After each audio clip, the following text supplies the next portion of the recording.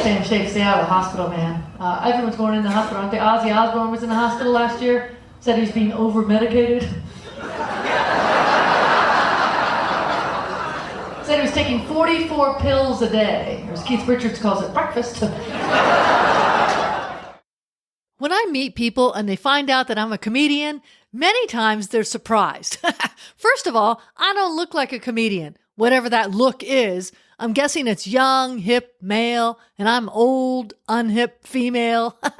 Now, they might not outright say I don't look like a comedian, but I can see it in their face. They're just surprised.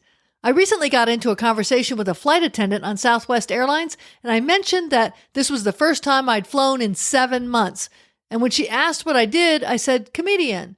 I could tell she was trying to figure out if she recognized me. She couldn't see my face with all the masks and the shields and stuff, so she just had to take my word for it. Well, I mentioned that a lot of comedians fly Southwest. She just doesn't realize it because we're not famous and we may not have that comedian look. But I think another reason people are a little shocked when I say I'm a comedian is because I'm not constantly on and always telling jokes or trying to be witty. Sure, I joke around and have a great sense of humor, but it's not constant in every minute of the conversation. I'm not always trying to be the life of the party. Comedians who are constantly on are annoying. At least that's what I think. I had a comedian friend when I started out who would just always tell jokes or try to top you on a story. It was awful. My friend Rob and I used to joke that you could talk with this guy for an hour and afterwards you knew everything that had happened to him for a year, but he wouldn't know anything about you. He just had to be the center of attention all the time.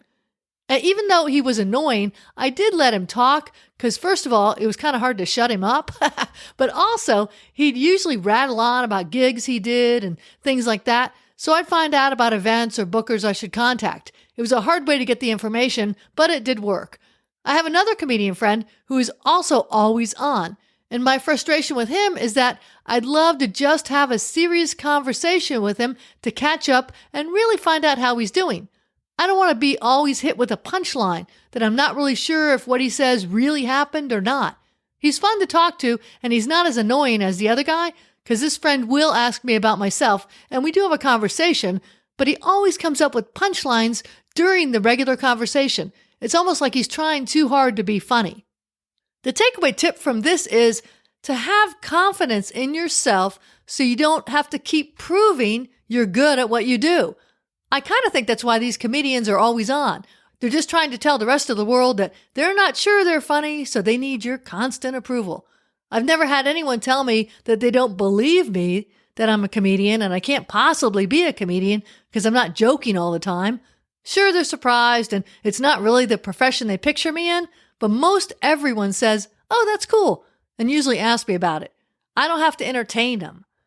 That's it for this episode. Thanks for listening. Feel free to check out my website, theworklady.com. This is Jan. Take care and enjoy your journey.